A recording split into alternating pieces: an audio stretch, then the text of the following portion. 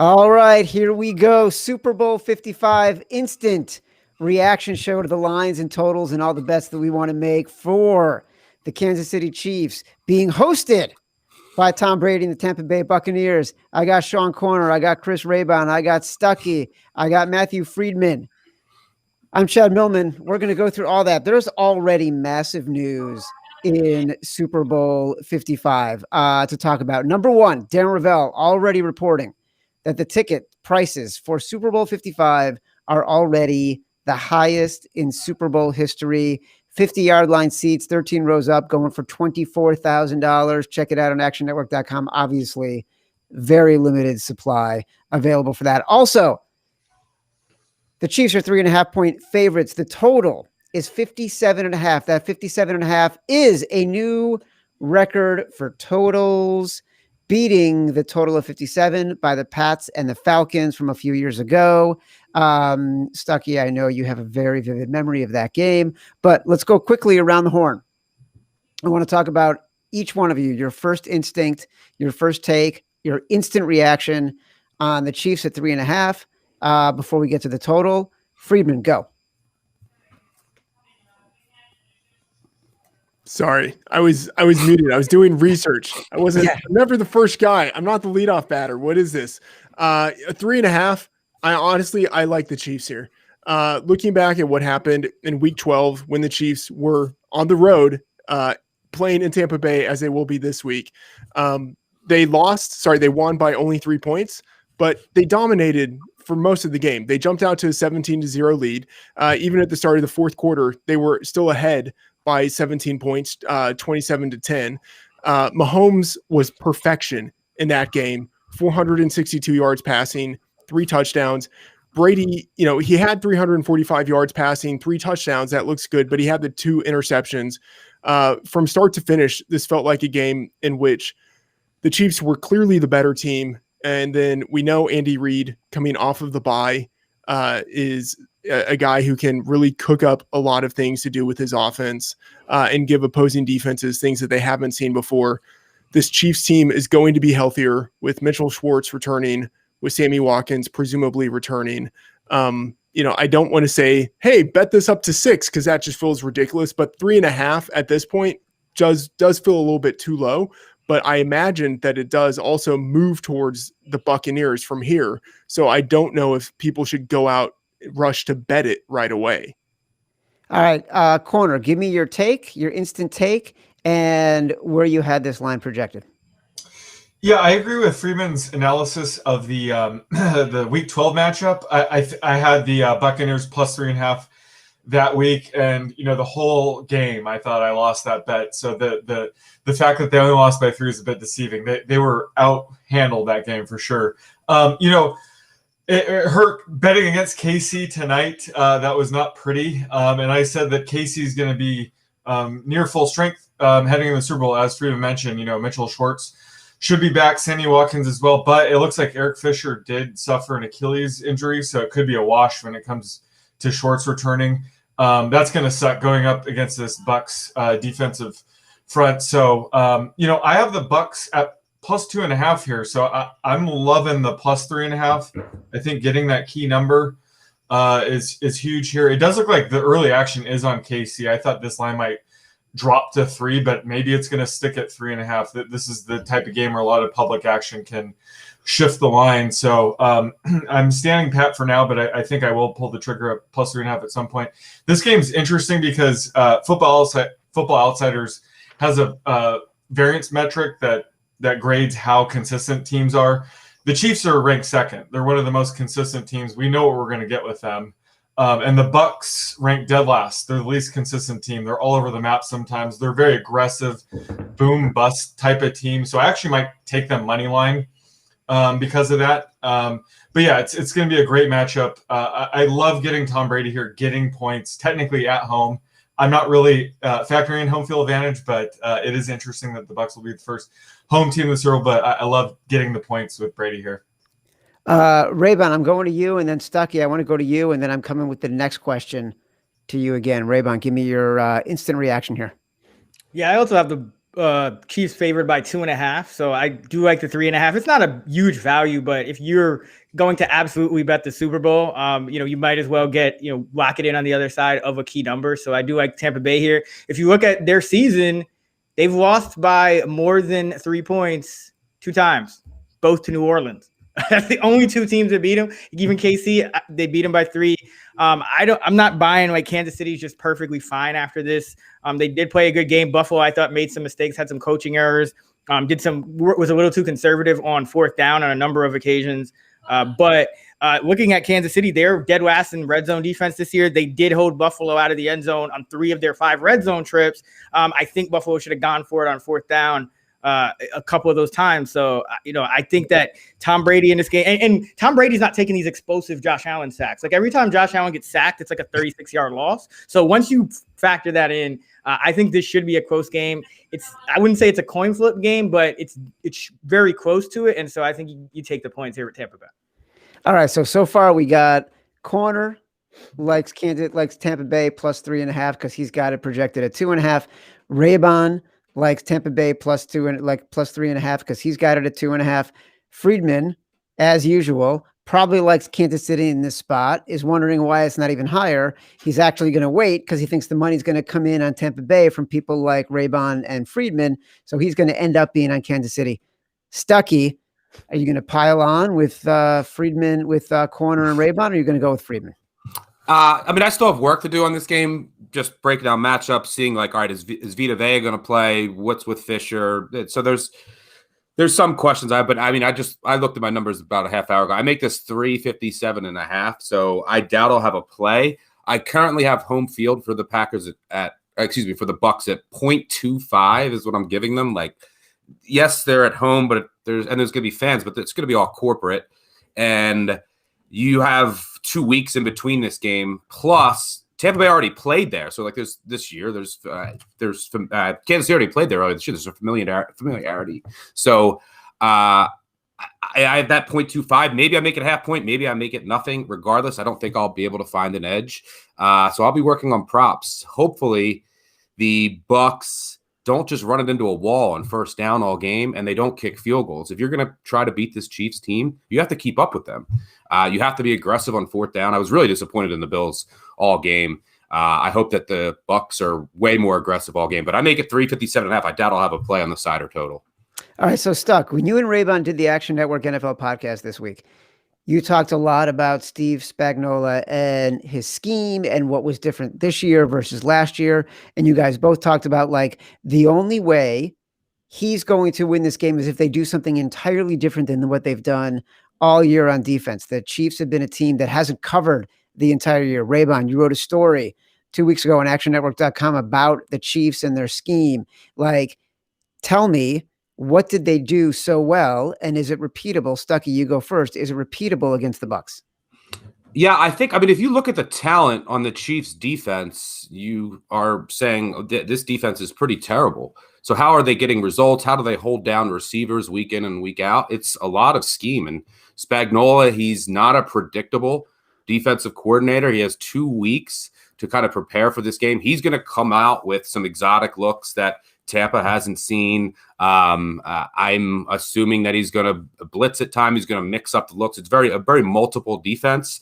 And Spagnuolo just doesn't get enough credit for what he does with this Kansas City defense. It's one of the least talented units in the NFL, and they get results. So I'm looking forward to see what he draws up, and I'm sure it might have stumped Brady a little bit early on in the game.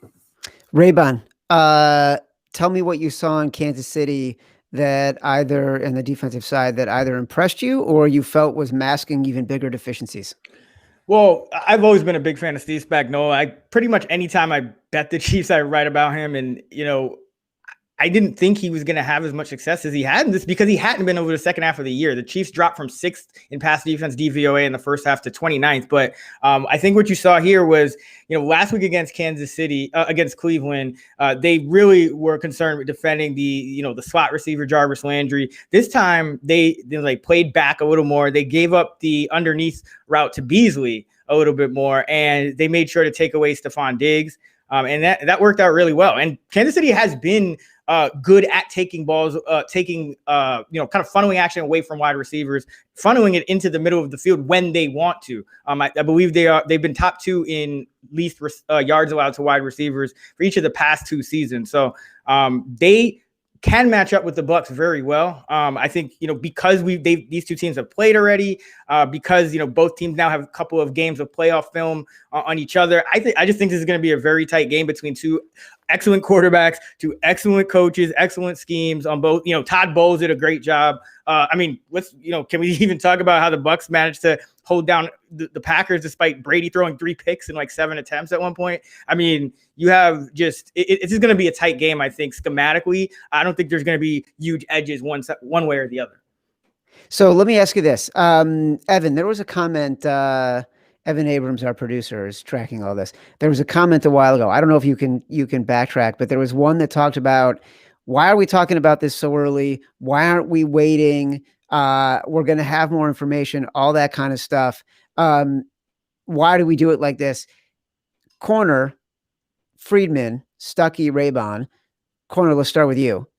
Why is there an advantage to even thinking about betting a game now? Why does it matter to jump on games early? Or do you think you shouldn't be jumping on games early at all? But generally, talk a little bit about jumping on games early if you see something you like. Well, I'll jump in and say that the one thing, and Corner already brought this up, that this is a game where public money will have a say. And I'm struggling to determine, is it, hey, Brady's at home catching points, that's what everyone's going to go with, or it's, I'm not betting against Patrick Mahomes.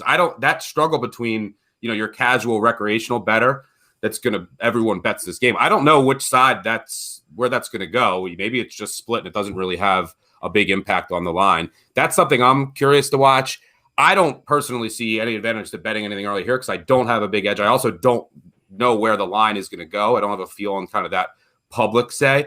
And it's 2 weeks away in this. I don't want to say it, but there's always COVID uncertainty. So I have no interest in betting this early, but sometimes you do want to get down early if you have a big edge and you think the line is going to move towards you. Yeah. Sorry, I was on mute there. Oh, Corner, go ahead. Yeah.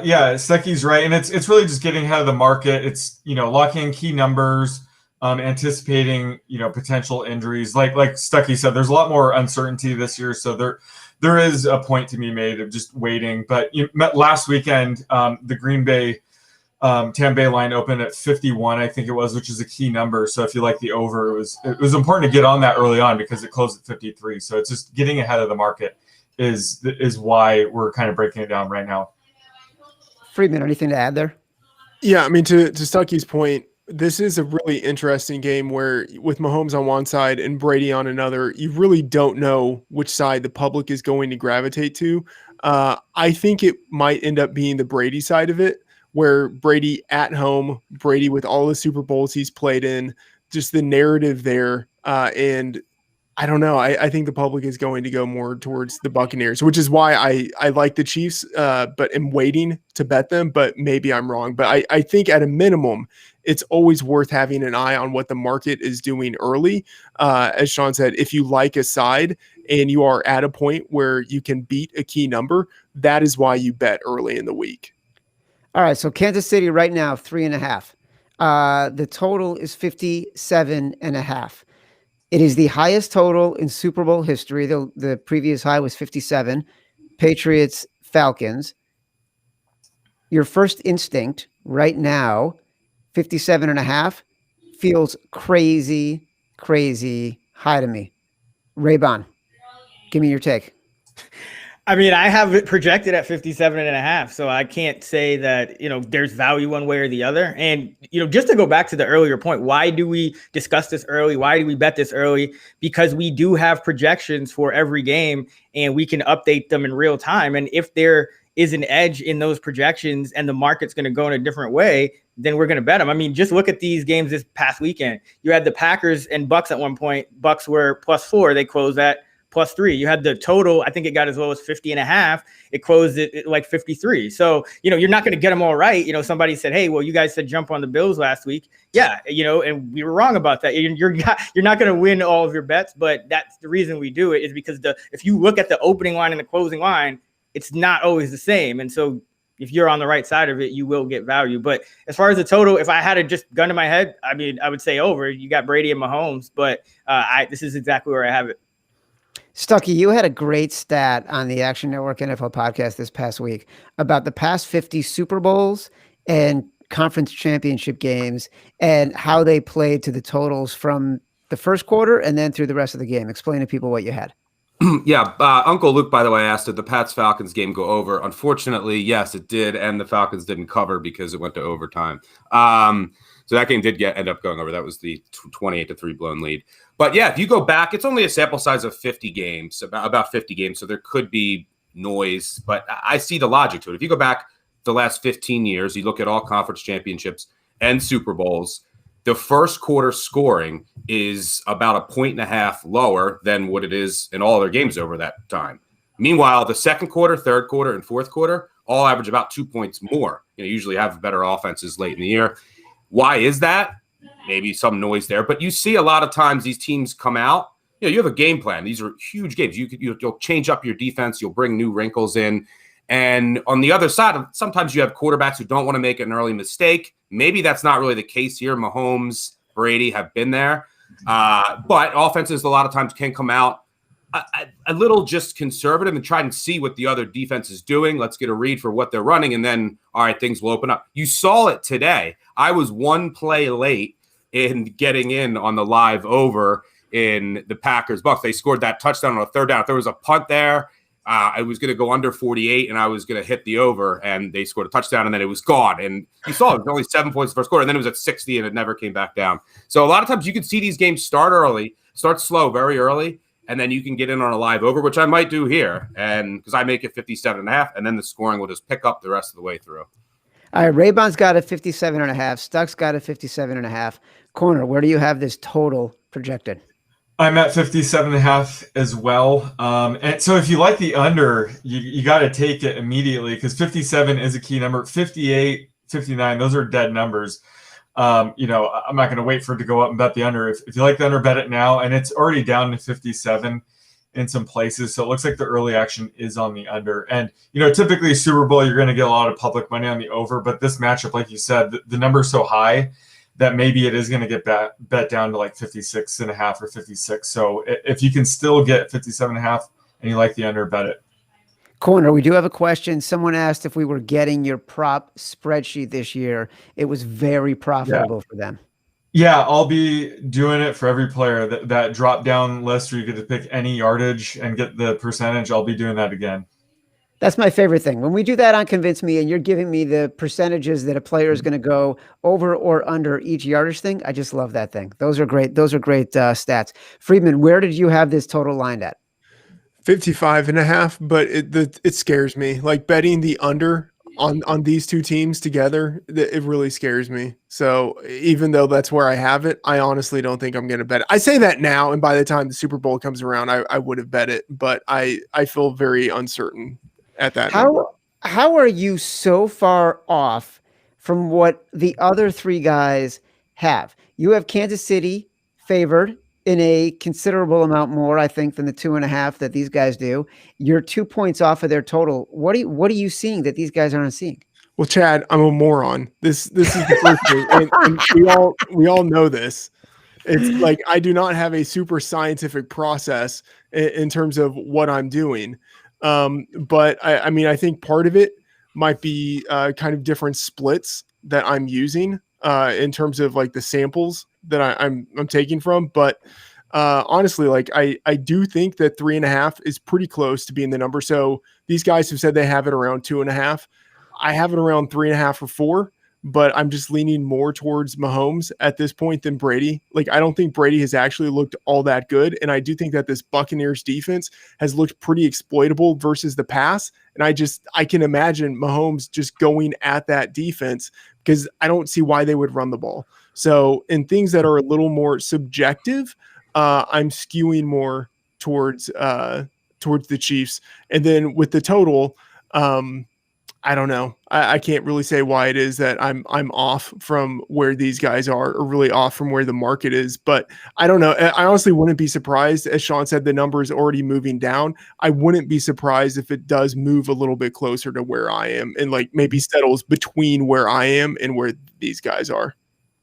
Yeah, it's Evan Abrams just put a note in our chat that said the total is now officially at 57 across pretty much across the board. So here's what I would say. Last week, and we're going to wrap this up. Last week, as soon as the lines came out, everybody was sort of looking at what they liked and had decisions to make. This week, it feels like everyone's going to hold their powder and they're going to wait and see how the lines move. That generally, other than Friedman as the outlier here, who has Kansas City at 3.5 or 4, everyone else has Tampa as Kansas City at 2.5. Friedman has a total of 55.5. Everyone else has a total of 57.5. It seems like people are going to wait to see how the market shakes out. I'll also say that. Yeah, I'll also say Friedman is very smart. Someone in the comment section is saying you sound smart. He is very smart.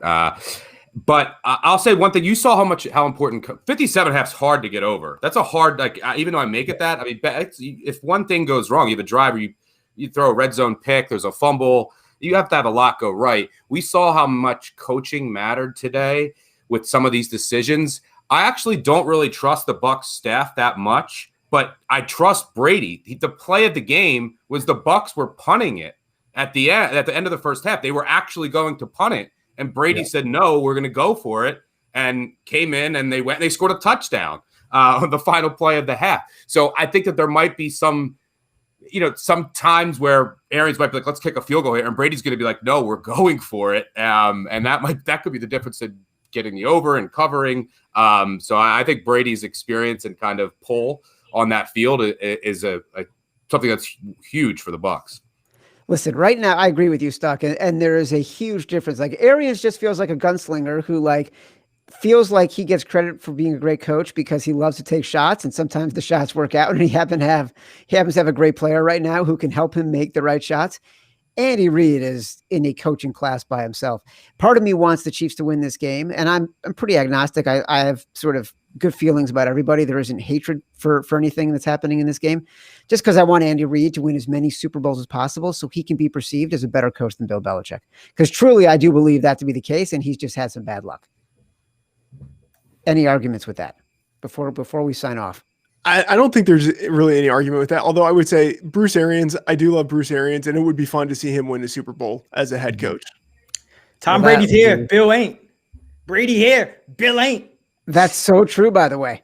100% true. All right, we're going to sign off because now there's just too many people in the chat, in the messages, who are just saying nice things about Friedman. So we can't really have that for too long a period of time. For Matthew Friedman, for Chris Raybound, for Sean Corner, for Stuckey, I am Chad Millman. This has been Action Network. Instant reaction to Super Bowl 55. Check out all our podcasts during the week. Check out Convince Me in advance of the Super Bowl at Action Network HQ.